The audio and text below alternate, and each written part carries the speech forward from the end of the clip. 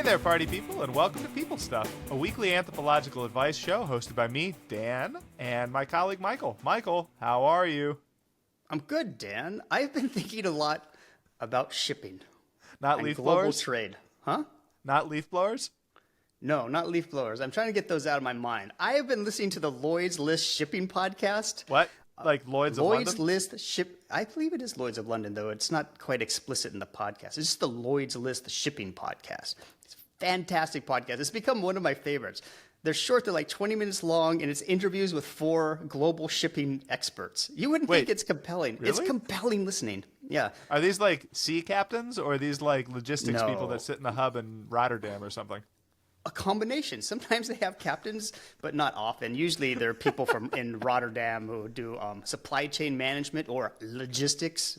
Large. Right. I'm familiar. Yeah. I'm familiar. You're I familiar? work Yeah. at a business school that has Maersk all over it. Oh, Maersk. Maersk, of course, is the dominant one. I mean, Yeah. you think of Maersk when you think about shipping, but actually what I've learned listening to the Lloyd's List shipping podcast, shout out to Lloyd's List, fantastic podcast, is that... Is this displacing Field and Stream in your podcast preferences? Oh, nothing can replace Field and Stream in my heart. Okay. I don't blame me for having wide-ranging interests, you know. Go on. Tell me more about this One thing I've podcast. learned is that you think of Maersk, but actually, like a good portion of shipping, maybe 40%, maybe more, is actually middle-class owners with only 7 or 9 ships. Oh, it's like a little family shop? They call them mom and pop shops. Yeah, yeah. They're under a lot of Where do pressure. they tend to be flagged from?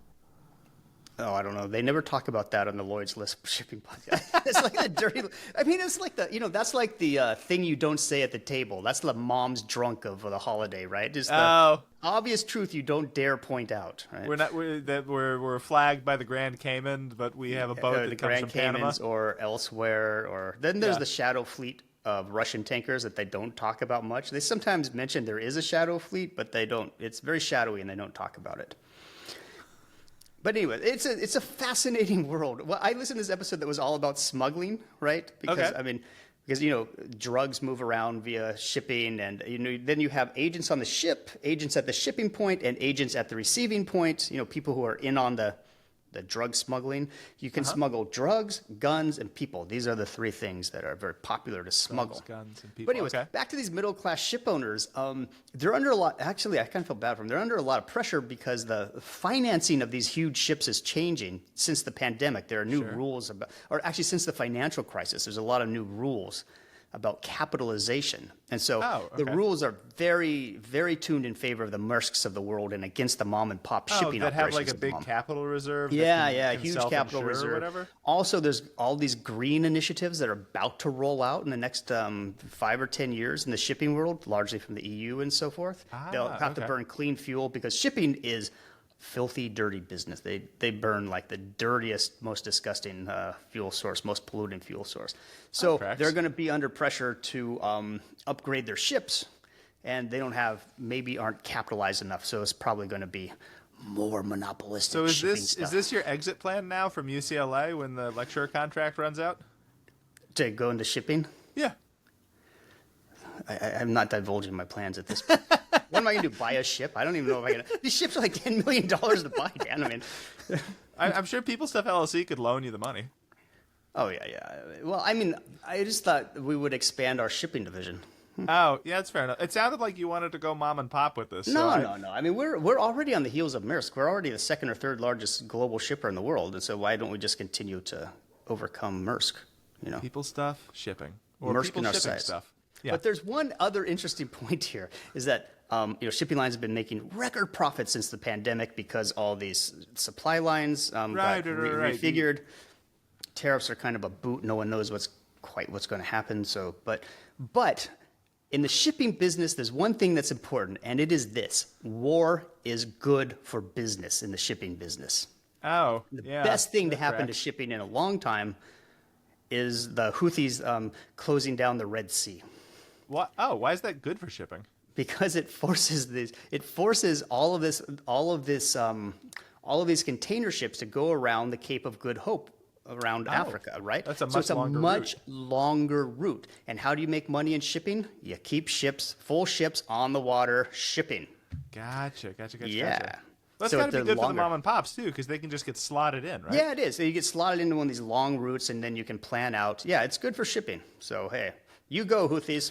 If you go around the Cape, do you avoid the Somali pirates too, or how does Yeah, that that's work? it. That's the Somali pirates, the Houthis in Red Sea and the Somali pirates and all that. Yeah, you avoid the whole thing. Huh. Well, Yeah. all right. Also, the Ukrainian-Russian war has been very good for shipping because it's shut down a lot of short routes in the Black Sea and so forth, and reconfigured things to longer routes. Yeah. Oh man, war. It's bad for humanity, but good for shipping. People stuff. Good for shipping. Just That's remember, right. we're anthropologists, and we know stuff about people, not shipping. People stuff. People stuff, and now a little bit about shipping stuff. Thanks, Lloyd List. This week, we're talking about Halloween candy, talk radio, and an abundance of deer. God, what a grab bag. No. There's a thematic logic. It will emerge. Just wait. A post hoc thematic log. Yeah. Like all retrospective, anthropology. Yes, retrospective yes. coherence. Come on. Order retrospect. Oh, that's a nice way to put it. Order will be found in the rearview mirror. We're not a laboratory science, as you never tire of pointing out, Michael. And what are we going to learn? Probably not to do this again. Okay. No. But first, before that grab bag, we look at something that's caught our eyes this week. That's not shipping. It's What Fresh Hell. Michael, what's on your mind? Aside from shipping and leaf blowers, the main thing on my mind this week is the elimination of key social statistics about education and disease. I mean, things like bird flu, rates of cancer, rates of vaccination. Since the Trump 2.0 has happened, a lot of epidemiological statistics have been eliminated. They're simply not being collected. There are climate change is one, right? We don't know anything about educational outcomes. We don't know anything about the amount of bird flu circulating. We don't know as much as we did about climate change. We have just stopped counting under this very well-established principle, as if that is, if you don't want difficult answers, don't ask difficult questions. And so it simply stopped. This is kind of like nominalism gone crazy, right? I mean, if you don't name the problem, you don't have a problem in Trump's world, right? It's like It's like what he tried to do with COVID when you think about it. Well, I mean, some of these problems are such that, like, okay, fine, you're not paying attention to them, and like you don't have to worry about it today. But because you're not paying attention to it, you still have to worry time, about it. Yeah, like it will flare up. I mean, it Yes. becomes unavoidable when That's right. a huge amount of the population is sick with measles or bird flu or something like that. Well, bird flu is kind of the big one because have been tracking the slow spread of bird flu from mammal to mammal, into like from poultry flocks to dairy cows and into dairy workers last year during flu season quite a bit. Oh, humans so were if picking it there's up? once in a while. I mean, there weren't a lot, but there was enough to be worrisome. And some of the strains that were circulating were the real virulent strains. Yeah. Oh, dear. So and there's a good also you put this like there might not be a flu vaccine this year. So They disband the committee that selects Yeah. the variant because they Yeah. do it based on what circulates in the southern hemisphere, and then they decide what's Yeah. This could be like a lot of people could die this fall. It's quite possible. It's like this, when COVID was a thing the first time around, Trump kind of infamously said, the reason we have so many cases is because we count them. If we stopped counting them, we wouldn't have the cases. This is what's happening too with things like teenage rates of depression. Since Obamacare got passed, there was this idea that you should have mandatory mental health screening when teenagers go to the doctor, and so now we have this mental health crisis, and obviously like people are experiencing depression, anxiety, whatever, but it's very difficult to pull apart from whether or not it is more or have we just started counting it. And it's the same thing with like autism. That's a real question too. Autism is like that too. This is the question of that's a kind of a different question. It is did they exist before and we just didn't know about them because we didn't count them, or is the actual counting of them causing a change in what we're classifying, right? That's a kind of a deeper question about classification. Now, you actually, I mean, you've worked on, scientific metrics, metrology, that kind of stuff. A little bit, yeah. I've heard a little bit through the grapevine that obviously no one can pick up the slack of the entire federal government, but some of this monitoring work has been transferred to kind of private entities or foundations or research groups. Do you have any sense of that? Yeah, I mean they try as hard as they can, but you can't. I mean, but no, you just can't replace the reach of the federal government, right? Yeah. It takes something like bird flu. I mean, it's people from the ag department who are on these farms all the time. Yeah. Who are actually people from the U.S. Ag Department are the front line of bird flu right now, Yeah. and the Ag Department's been slashed. So it's funny. Elon Musk has been throwing, he's vacillating how he's going to commit himself politically, and it came out a day or two ago that he wants to form a third party. And like anything that Elon Musk does, we have absolutely no idea how much substance there is. I think to what any you of should this. do is support this podcast. Well, yeah, People Stuff, LLC, a third That's way right. for America. Or no, fourth and a fifth, if that's what it takes. But like, Politico, the news site, like their whole business model is they want to cater to an amphetamine addicted congressional staffer who needs constant material. Is that what political is that? Okay. That's like, when they do a mood board of their imaginary customer, it's someone who has a stimulant addiction, is underpaid, and gets off on being abused by politicians. That's your run of the mill congressional staffer, right? Yeah. Right. And so they just got to pump the content out constantly. And so they really ran with the Elon Musk third party thing. And they were like, look, man, he's not going to pay attention to anything. We don't even know how serious he is about this. But if he were to do it, what would an effective platform look like? And they picked out like 3 issues that like everyone would probably support. Doesn't get much attention as a consequence of how the two-party system works and blah, blah, blah. But one of them was the United States should be preeminent in science, research and development, and university life. And it was just talking about like I love it. All the benefits of it. Yeah, you pull all the smart people into the universities. You get all the good technology first. That's a fantastic idea. I mean, we should make American universities great again, like they were in, say, 2024. Back to the future. Let's go back to 2024. And make American universities and the American before we government inexplicably great decided again. to take a shit on the greatest higher education system in the world. Yeah. I say. I mean, I can get on this MAGA train if we go back to 2000. But the article was funny. It's like Elon Musk doesn't take advice from anyone. He has his own predilections and addictions. He has the attention span of a mayfly. Mayfly. Yeah. But here, these could work, but he'll never pay any attention to this. And then it was gone in the ether of, Politico's never-ending churn. Yeah, we have to figure out how to get to Elon Musk. That should be our. I think actually our strategy of making fun of Peter Thiel is probably the way to do it. You think so? You think they're? They hate each other. They hate each other? Really? Yeah. Oh, okay. Oh, yeah, they got a whole history about, like, fighting over the domain x.com, the breakup of PayPal. So we're apparently, gonna. You like, think we Elon should Musk, take Yeah, go on. We should take Elon's side instead of Thiel's side? I think we just take the money. Okay. Well, let's take Musk's side against Thiel. Yeah. Here we are. People stuff. No, he Team lost. Musk. Yeah. Peter Thiel, terrible. Wrong about everything. All right, here's our first question. Hey, guys, so I'm a parent of 2 younger kids, both under 10. Oh, that sounds terrible. They love Halloween, and we go trick-or-treating every year. We live in the Pacific Northwest and always drive to the rich neighborhood to get the king-size candy bars. And every year, in the week leading up to Halloween, the local news is after me to check all of my kids' candy for drugs, razor blades, or whatever is making the rounds in a given year. Near as I can tell, there's never really been any issue with the candy, and as far as I know, there haven't really been any stories about people giving suspect sweets to kids. What's your take? Should I be inspecting the haul, or should I relax? Signed, Tricky Treats. Okay, let me tell you how I do this. What I do is I spot check. I have a daughter who now goes trick-or-treating, and what I do is I spot check the candy bag by eating a few of them. Yeah. Just like a random sample? Random. I mean, it's for safety, Dan. Safety first. I'm just hoping that my disdain for sweets will transfer to my child. It won't. It No. won't. No. No, it's not.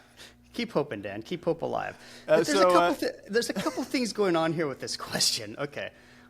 This razor blade in the Halloween thing is like a rumor from the 80s. or Yeah, 90s. yeah. It just never dies. It never dies.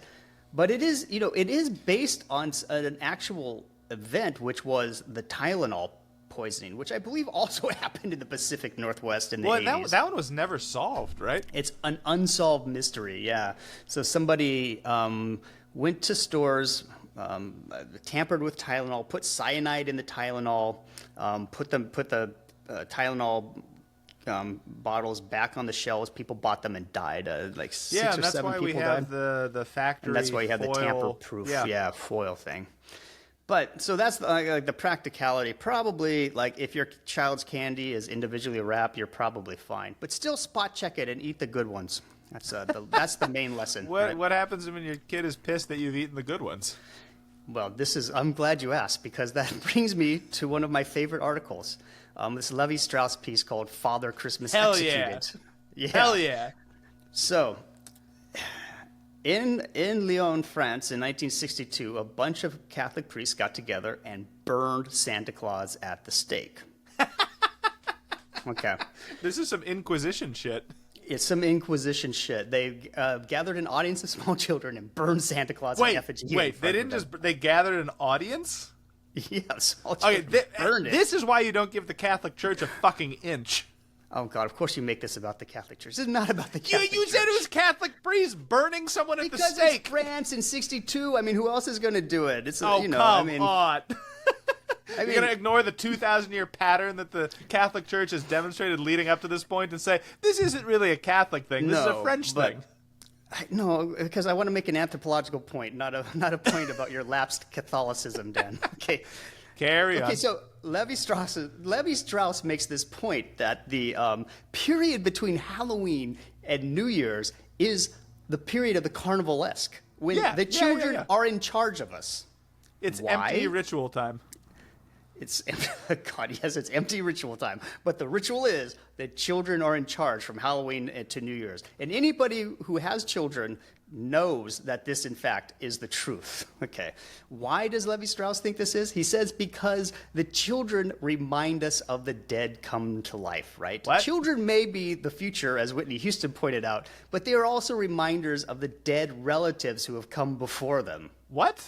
Yes, this is the period of the dead. This is what it means. I have never looked at my child and thought to myself, yes, all the dead that came before you. Well, because you're not thinking anthropologically about this, Dan. So, this is kind of like the this happiest, period. most joyful beings among us. Yeah, I mean, Levi Strauss, he traces it from the Roman Saturnalia, this carnivalesque time when the lower classes could take power over the upper classes, time when theft, rape, murder, were all on offer. You know the Rolling Stones like the Purge song? Yeah, Give Me Shelter, the chorus, rape, murder is just a shout away. This is the carnivalesque, right? You have a very different holiday season than I do, it sounds like. My holiday season has gotten really fascinating since I read this article. I highly recommend you. So it brings back, right? So you have this kind of tug-of-war between this old Saturnalia carnivalesque thing when the children representing the dead take over our lives. Because this is in the what Roman happens. Saturnalia, did the children, represent the dead somehow? No, the children didn't represent the dead. I think I'm figuring out why there hasn't been an anthropology advice podcast up till now. Yeah. Go on. Yeah, okay, this advice is a little far out. But anyways, okay. Okay. So it brings me back, why would these Catholic priests burn Santa Claus at the stake in 62? I mean, for good reasons, right? Because Santa is the worst possible creation. He is a competing deity. He is the deity of small children. He is the god of small children, not of adults or adolescents. I mean, the defining point of adolescence is you don't believe in Santa Claus anymore, right? I mean, of course, a Catholic priest wouldn't want to be nice to a child. Go on, burn Santa Claus. But Santa does everything Christianity promises. He rewards the good children and he punishes the bad children. But this is the culmination of the season of peace, making demands with the dead, making peace with the demands of the dead, which are the children, right, from Halloween to Christmas. That's why the beginning of Halloween is the start of this season, and it's very important that your children... Did they celebrate Halloween in France? Because, look, in Denmark, they didn't celebrate Halloween until, 10, 20, 30 years ago. I think in the article he says it's a recent import from the U.S. Post-war import, right? It's a post-war import. Okay. Oh, well, Yeah. I mean, that is interesting, too, because then you have a holiday that's being celebrated by children that was not celebrated by their parents. Yeah, exactly, which is probably why it's like, oh my God. Well, I mean, is there also this idea when Take they're control of burning this. Santa Claus that it's like, well, shit, Santa Claus does everything we say that Jesus is going to do. That's exactly right. He's saving He rewards people, the good children and he punishes the bad children. but he's actually delivering. He is the Jesus of small children. Yeah. But, like, is there an efficacy issue? It's like the child wakes up and gets the presents from Santa. The presents from Jesus are only promised after you die. Yeah, right? Hence the relation of the children to the dead relatives. Anyways, anyone who's gone trick-or-treating I have gone trick-or-treating in a wealthy neighborhood with LA where there are a lot of kids there. Yeah. I just watch like these poor homeowners on the sidewalk in a vain attempt to keep kids from overrunning their yards. I mean, gangs of children, like a dozen at a time, running across their very manicured flower beds, their expansive landscaping, like stealing all of their candy, right? I remember this one homeowner last year was yelling, one at a time, while these kids are just taking massive handfuls. Yeah. Overturning things, yeah, right. It's so This funny. Is it. It really is like a suburban phenomenon, though, too, because it's like, it's going door to door. It's yards you go through. It's very much a household thing. And I remember when we got to New York, I wondered, like, how the hell did they do the trick-or-treating thing here? And I guess the answer is you either do it within the building and, like, you go door to door within the apartment building. Within the apartment complex, yeah. Which, trick-or-treating is not something that should be happening indoors. Or I guess you take the train out to one of the suburban neighborhoods with the big houses. But the key to Halloween is the trick or the treat. Yeah. You have to produce the treat or you get the trick. Yeah. And these homeowners were yelling at the kids to take one piece of candy, but the rule is you can't negotiate with the dead. The dead want what they want. They make demands on you. And, you can't negotiate with the kids either. But, like, I don't get why they're dead. It's just an inversion. They're the children not become dead. the adults, and the adults become the children. They represent the progression of generations, right? Children are emissaries of death. Your impending death. I thought they were emissaries of life because they're young. No, Dan. This is the Carnivalesque we're talking about. If they're emissaries of life because they're young, in the Carnivalesque, they're emissaries of death. They're emissaries of death, Dan. That's what children are. Because they mean your death is coming. It's your impending death. The But I death knew that is that before coming the is children. yours. Huh? I knew that independent of the children. Yeah, sure. But it doesn't. It's more real, right? Maybe I'm just too simple to understand the Levi-Strauss. You have a child in your house. This child is your replacement on Earth. But, like, I never think, The impending child is death. the emissary of your death. It is the progression of generations. Your impending death. Oh, okay. Yeah. So what does that mean for the Halloween candy? Oh, right. I should give some practical advice. Maybe I'll take a try. So, let's... let us never cease thanking Michael for the story of the French priest burning Santa Claus in effigy via Levi-Strauss. That has to be one of the funniest things that's ever happened. Particularly because they gathered an audience of children. I mean, they had a good reason to do it. I totally understand why they did it. It makes sense. That's Coen It's Brothers rational. shit. Yeah, but it's totally irrational. That is Coen Brothers shit. It really is, yeah. So, if I was going to go a little more practical, because I don't think there's any more symbolic ground to tread. I think we've kind of beaten the crap out of symbolic ground I'd say here. that this is a folklore question. The questioner what they sign off as? Tricky treats. Tricky Treats. Yeah, Tricky Treats has correctly identified a cycle of stories that, like, never go away about children getting poisoned or harmed by strangers vis-a-vis Halloween candy. And, Michael, you correctly pointed out that, there was a big national panic around tampering of medicine. See, I started out practical, and then I kind of went off the rails. You started out historical. Yeah, well, fair enough. But, like, it was Tylenol. It was a drug. It wasn't candy that you got from trick-or-treating. But, like, that's not how these anxieties work in a folklore cycle, right?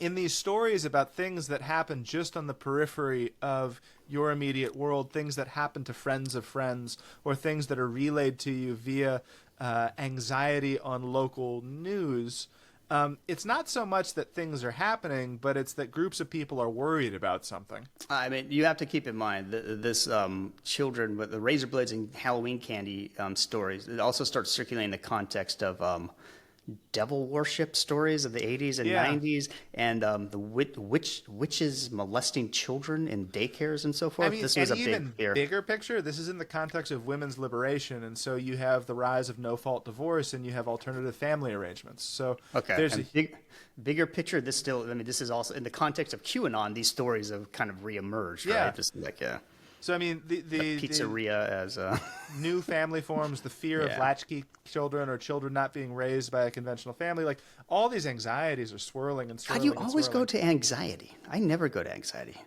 Fear? Would fear work better? It's the Carnivalesque, Dan. It's children are emissaries of death. That's where I'm going for. I'm not just gonna deny them your candy I'm gonna keep trucking with this one. So like, there's clearly a whole bunch of reasons why people would be worried about their children that are circulating in the culture at large. Yeah, because they've come to kill you. And folklorically, like these things come to articulate in these cycles of stories that are just beyond accurate attribution. And so you have stories about Halloween candy being poisoned, right? And that's what you're dealing with. Friend of a friend of a friend.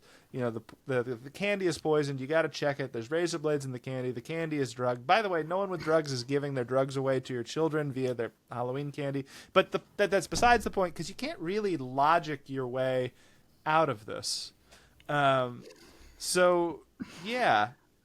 There's also this kind of salutary effect that, like, these stories about, like, amorphous stranger danger, they take the heat off of the people that are actually harming children. The Catholic Church, weird Christian cults, homeschoolers, whatever, right? We're not talking about them. You're just going to paint homeschoolers with this brush, harm children group. And you think that's practical? More practical than the Carnivalesque? I don't think so, Dan. Yeah, and I mean, and I think it's not too much of a stretch to say that many of the politicians in our country do well when people are afraid. So these fear cycles have lots of places they can come from, and it's not like weird. Look. I mean, Dan has you have a good point about folklore, okay? You've got a really good point about folklore. These stories about the dangers of Halloween category. These are cycles of folkloric stories that that often turn up in conspiracy stories. Conspiracy theories, you can hear them in QAnon if you listen to what the QAnon people are saying. But the reason, of course, the Catholic priests burned Santa Claus in 1962 in Lyon was that Santa Claus was a folkloric.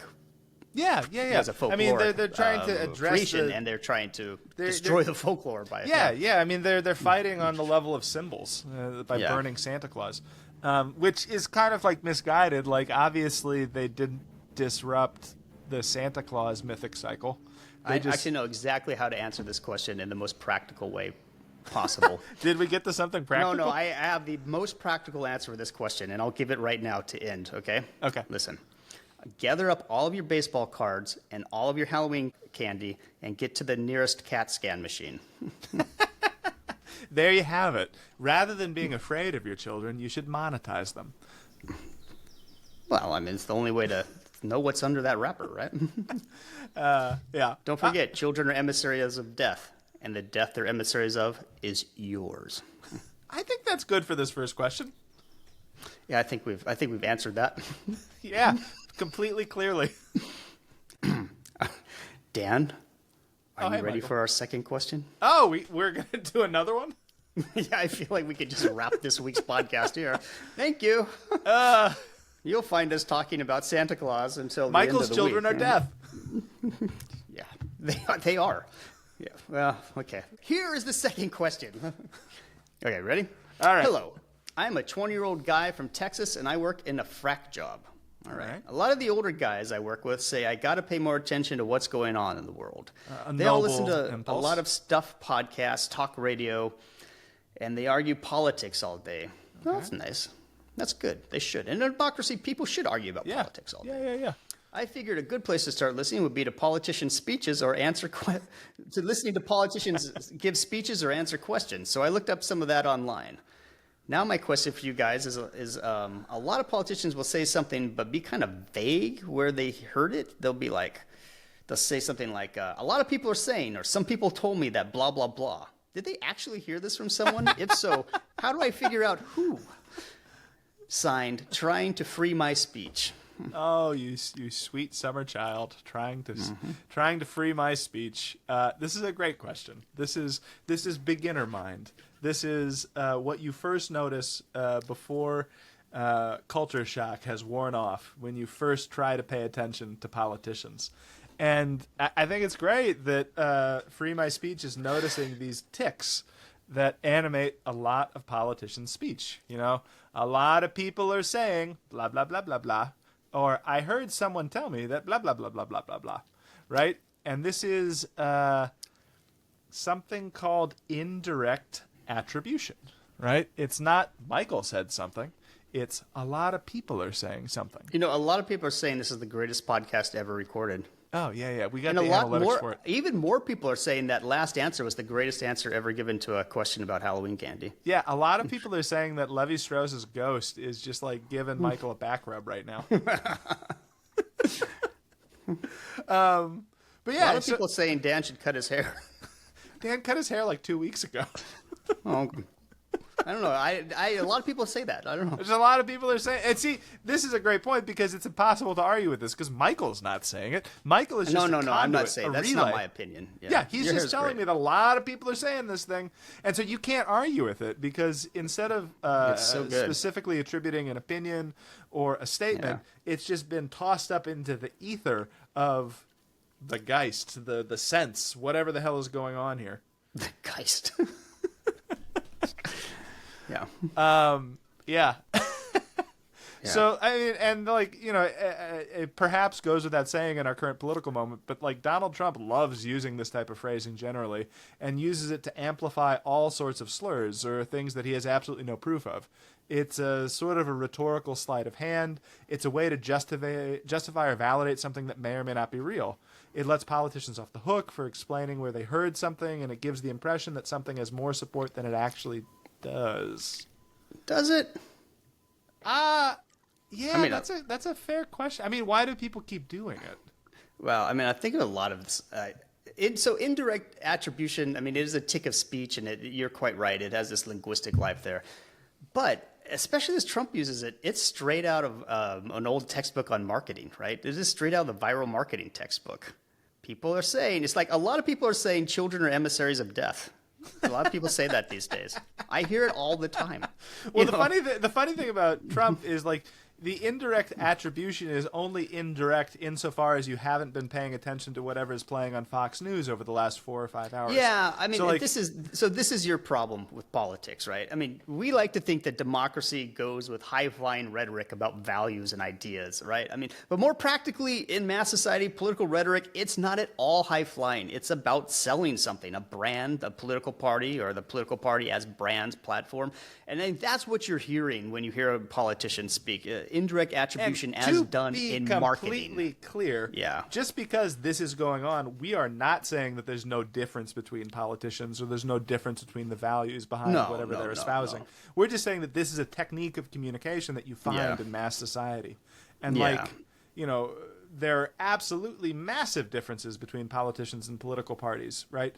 But this habit of speech is particularly effective given how our media ecosystem works. Yeah, I mean, you kind of, aside from whatever the platforms or the values or the you do hear like the formal political rhetoric sometimes in party conventions and so forth. And so every once in a while you'll get someone who gives like a really charismatic speech, and that picks up on a different register of political communication. And like you have to be very talented for that to be effective. Like Obama was very good at that, at inspiring people through that register of political speech that was not like indirect attribution. That's true. Yeah. What policies did he really get passed? He got the Affordable Care Act through Congress, and what else? I mean, that one's not... look, man, I'm not going to go to bat for the Heritage Foundation's health policy, but it is better than what was before. Oh, I'm not going to debate it. I mean, I think it's great, but I'm just saying it was that and then nothing. I mean, this kind of like rhetorical style that's very formalized and high flying. You hear it once in a while, but usually you hear it like around public holidays. Right. Oh, inaugural speeches. The American civic religion. This is what you're American civic religious. No, it's like inaugural speeches are like the classic time when you hear this, when they break this stuff out, right? You hear it in eulogies.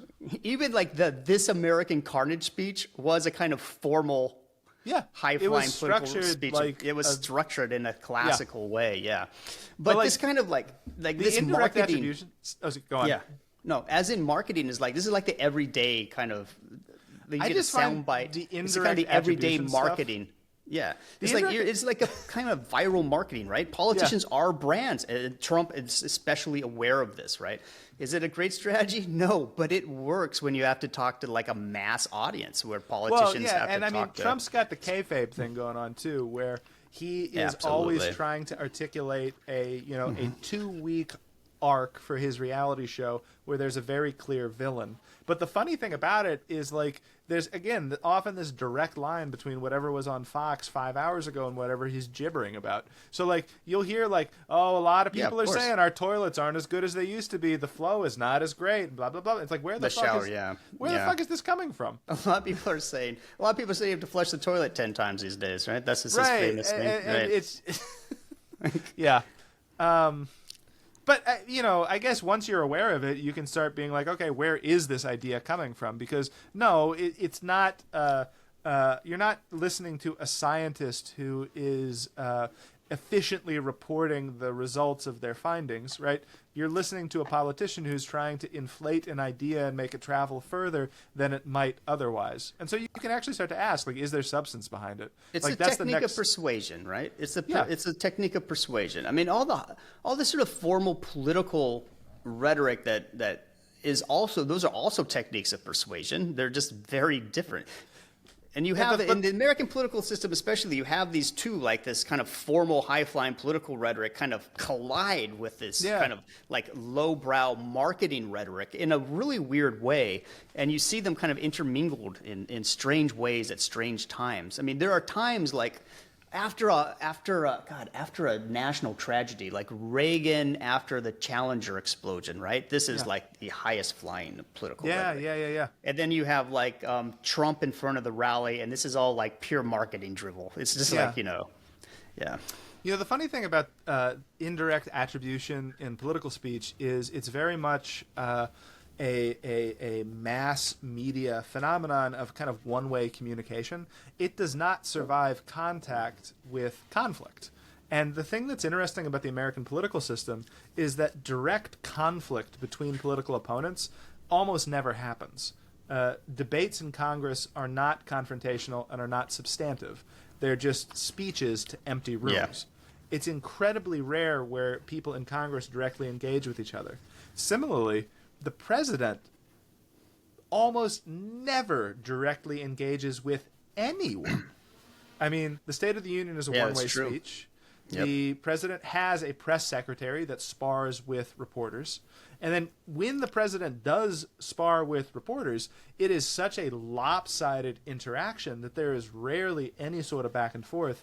And you can actually contrast this with the British political system, where direct confrontation with the government is baked into regular parliamentary proceedings. Yep, it's baked in. And you can say what you want about the substance of it, but confrontation is actually baked in. And the interesting thing for our questioner is they're in a context of immediate conversation, right? They got these older people on the job with them who are talking politics. Mm-hmm. Indirect attribution does not survive direct inquiry, right? Because you say, a lot of people are saying that the toilets, they don't flush as well as they used to. And you say, who's saying it? And then there's no answer because it's bullshit, right? It's just this kind of indirect attribution that's meant to give you an impression of something. So it's totally fair if you're having these conversations to push on this with your buddies on the job. Yeah, I mean, you're not.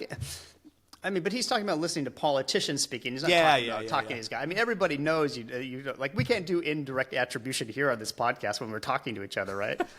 It's like if I say, you're like, who says children are emissaries of death? I'm like, everybody says that, Dan. I hear it all the time.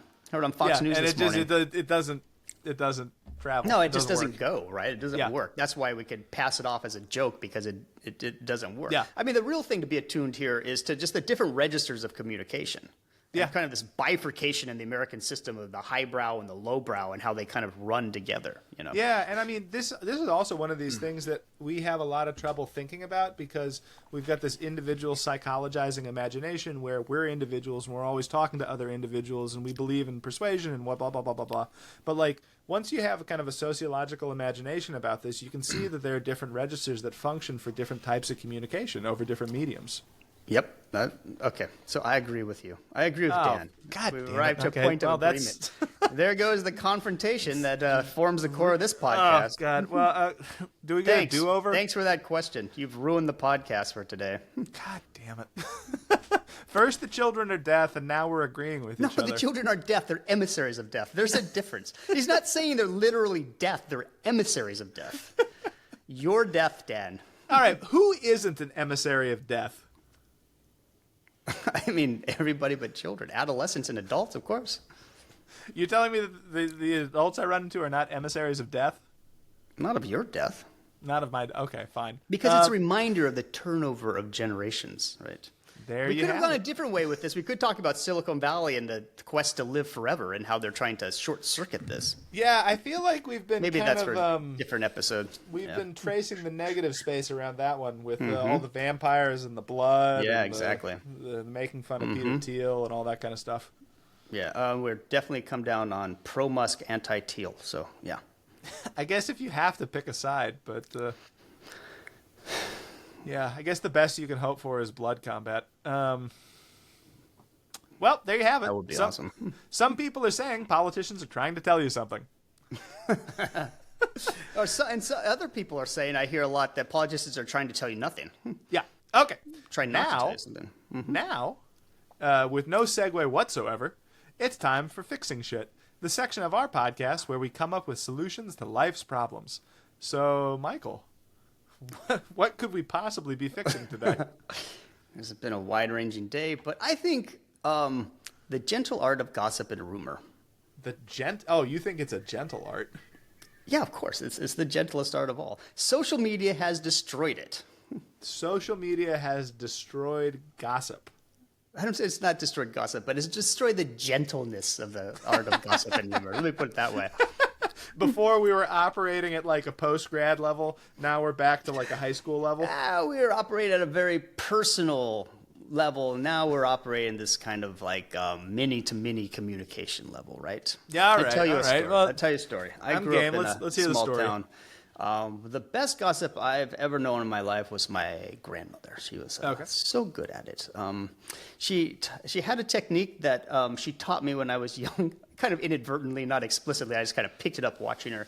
Then I kind of found out like this is actually like how intelligence agencies operate sometimes. So she would say, what is that person saying? So she would always have these afternoon telephone calls with her chain of friends, and they would trade what she would call news, which is just gossip and rumors about what's going on in the area or with people they know, right? Yeah. This is like an afternoon thing that lasts like hours every afternoon. And Is it like a party line on the phone? Yeah, it was a party line on the phone, but you wouldn't get them all on at the same time. Okay. Party line, that's a different thing. But yeah, so what she would do... Anyone born before, I don't know. 1950? Yeah, if you're born after 1950, go Google party line. What she would do sometimes is she would insert a piece of false information into this gossipy ring. No shit. And then she would see who repeated it back to her. This is wow. This is like a classic idea you can see.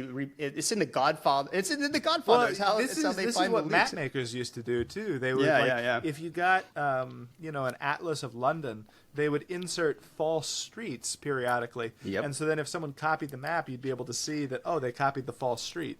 Yep, it's so good. But social media has disturbed this feedback loop, so people don't call each other on their phone to talk this way anymore, one-to-one in this chain. You've got this mini communication, right? So we should make gossip great again by bringing this back. Let's make it great again. Like, do you have any examples of the falsehoods you would insert into the little story to send it around? Oh, I mean, it would be like something very innocuous, actually. I can't think of one off the top of my head, but it would be like the ingredients for a recipe or something like that. No and she shit. Yeah. So good. Man. So, she also taught me to cheat at cards. So, yeah. Well, so okay, what would you? So would you just get rid of the social media, or would you change any of the mechanics, or do you think? I bet because we're drifting away from social media and towards like group chats, and everyone is in the a whole text chains bunch are of, hard, like, right? Yeah, the thing is, you have multiple people in the same. Yeah. But in a text chat the problem with the text chat is that you have this written record. Yeah. Right? This is like real oral culture stuff. Yeah. There's deniability, So you got to really go for the key exploding messages. You get the exploding messages. Yeah, you'd have to do it on one of those services that blows up the message. I think on most of them, you can just set your messages to delete after a fixed period of time. That's the best way. You should always do that. Yeah. So what Michael is actually suggesting is that to get back to the essence of gossip and rumor, which are essential to being a true, fully actualized human being, and the core of it is about finding leakers in your social circle. Yeah. We need to push whether all you're of a our mobster technology or my grandmother to approximate a 1940s rural California party line. That was the pinnacle of gossip technology. No, I would say like this, like in The Sopranos is the pinnacle of gossip. Yeah. Okay. Yeah. Well, there you have it. I would say that Michael has fixed gossip and rumors. We're going to take a break now, and when we get back, we've got one more question.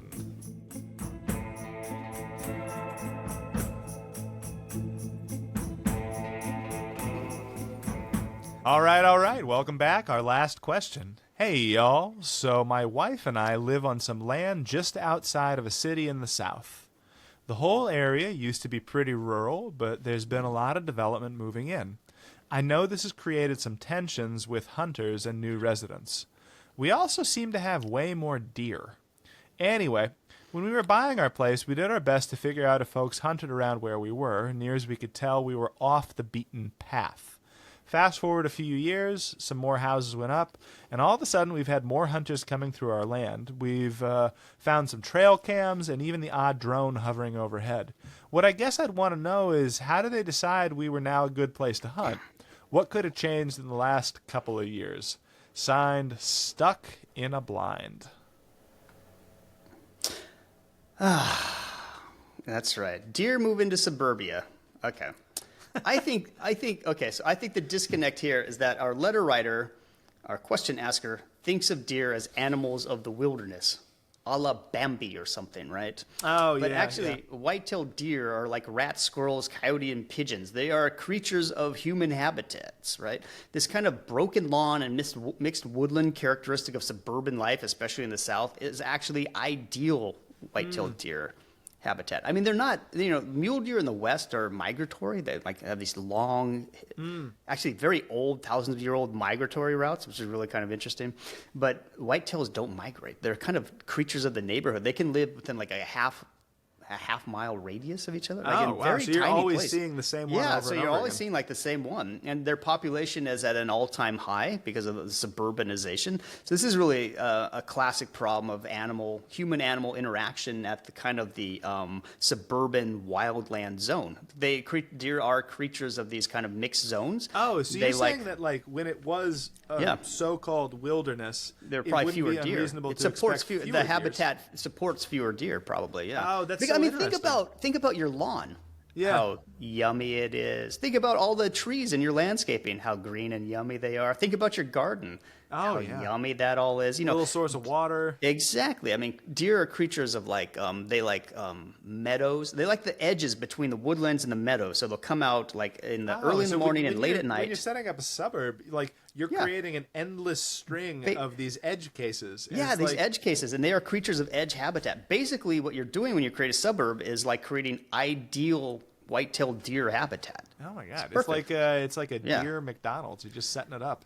Yeah, exactly. That's exactly what it is. And why do the hunters come? Well, I mean, because that's where the deer are. So it's funny. I think Stuck in a Blind thought this was a people question, but this is an animal and then people question. This is a human-animal interaction question. Yeah, this is a people-animal-people question. It's like if you said, why do I have all these rats? Everywhere I move, I've got rats. Or pigeons. Everywhere I go, there's pigeons. Yeah, because, they live with you. They're like, yeah, white-tailed deer, you don't think of them like this, but they are companion species. Yeah, there's like a Donna co-evolutionary Haraway or something to human beings, yeah. Oh, and not for nothing. I mean, humans also get rid of the big predators. So they get rid of the bears, they get rid of the pumas and the mountain lions and all that kind of stuff. I'm sure there's coyotes. I mean, there's always coyotes. Yeah. Coyotes will... okay, this does. I think we answered the question, sort of. But this does remind me of something that we've actually talked a lot about, which I find endlessly funny, which are these ham-handed, awkward attempts on the part of humans to like tame a group of wildlife or whatever.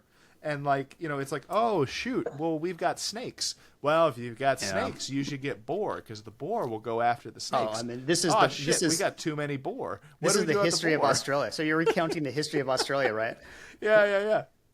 They import rabbits as a meat crop, and so the rabbits escape and become feral. So they put up this huge rabbit fence. It's like the first instantiation of Trump's fence, right? This huge rabbit fence across Australia. They have like feral camels out there and all kinds of ox and. So Catalina Island is the closest that I've experienced in this type of thing, and there are two animal stories that I love from Catalina Island. The first is there is a small herd of American bison, right? Bison, not buffalo, bison, that are on the island, and they got brought over when the Wrigley family, like Wrigley Chewing Gum, Wrigley Field, Colorado, when the Wrigley family owned the island, and they brought over the American bison for a silent movie in the 1920s. And the scene actually got cut from the movie, but they just left the bison on the island. And so there's a gate at the isthmus, which is the narrowest part of the island, that keeps the bison on the big part of the island. So the camp that I worked at was on the small part of the island, the far part of the island. Mm-hmm. But when you would go on like long hikes, bike rides, or you would drive to Avalon, you'd cross the gate, and then you could just turn a corner and see a giant group of bison just sitting there. And they'll chase you. That's the thing you need to know about bison. They are not the friendliest creatures. No. And they're not big. That phrase, you're like a bitter buffalo, is real. Because and it's like 26 miles out to sea from Los Angeles, there's a herd of them. The other thing I love about, I got a kick out of with Catalina is it is now mostly owned by the Catalina Island Conservancy. And that's right. It is a conservancy. So they want to preserve it in its natural, non-human whatever. And so they are like, they don't want humans there. They don't want human interaction. They want to try and return it to a state of nature. And we could have a whole podcast where we talk about what the hell that is. But as part of this, they try and get rid of invasive species. And one of the native species is the cute little Catalina Island fox, which is a dwarf fox. They are cute. They are super cute. So cute. Yeah. But up until about 20 years ago, there were wild boar on the island, which I'm assuming was brought over as a meat crop or to be hunted at some point or another. Right around the turn of the millennium, they decided, fuck it, we're done with the boar. And so they just all out open season with hunters. And so I remember we'd be going around doing our scout shit, and you would have a hunter just pull up on like a Harley Davidson motorcycle with boar scalps hanging off of it and massive guns just going after the boars. Did they manage to eradicate all the boars there? Yeah, they're gone. I mean, it's amazing because boars are notoriously difficult. I mean, there's wild boars in every part of the U.S. They're notoriously difficult to get rid of. One time because I was they're so smart. Yeah. So, one of the things we would do on this island is we would go on like overnight canoe trips to far beaches. And, in these big canoes, you'd bring Dutch ovens and all the shit that you were taking with you for the beach camping. And I found like a guide from the 50s for what you're supposed to take with you. And it's like, your tent, your sleeping bag, your Dutch oven, all your supplies. And then it's like a .45 caliber handgun. And that was for the boars. Yeah, for the boars. Yeah. Wow. So, I mean, I guess the solution to this is to put grizzly bears on Catalina Island and call it even, right? Well, we got no problem. I think the solution for our questioner is to re-import grizzlies into their suburban subdivision. Or, okay. So you would have a natural predator for the deer and the hunters. I mean, I think the solution is to dress like a grizzly bear. In their garden. I'm a bear. Yeah, exactly. Out in the bear in the garden to show the deer who's boss. Then a hunter's going to shoot you. Actually, probably. God, I can't help but give the most practical advice, which is probably there are companies where you can buy grizzly or coyote urine or puma urine. Yeah, buy some cat piss, spray it all over your yard. You won't have any more deer problem. Yep. All right. Speaking of terrible neighbors, that's the end of this week's show. This week's episode of People Stuff is brought to you by an Event Horizon. Are you looking for a new vacation destination where you can get away from it all? Are you tired of overcrowded flights and packed beaches? The cosmic horror of an Event Horizon might be just the place for you. Stretch your physical presence across time and space and leave Newtonian physics behind. Event Horizon, coming to a particle accelerator near you. And that's it for People Stuff. You can find all of what we're up to at our website, people-stuff.com. Sign up for the Substack or our newsletter, catch our latest episode, shop the merch store, people-stuff.com. Leave us a message or write to us. Thanks for listening. Until next time, I'm Dan. And I'm Michael. And now we pick up the conversation. Yeah, we are conversating right now. How much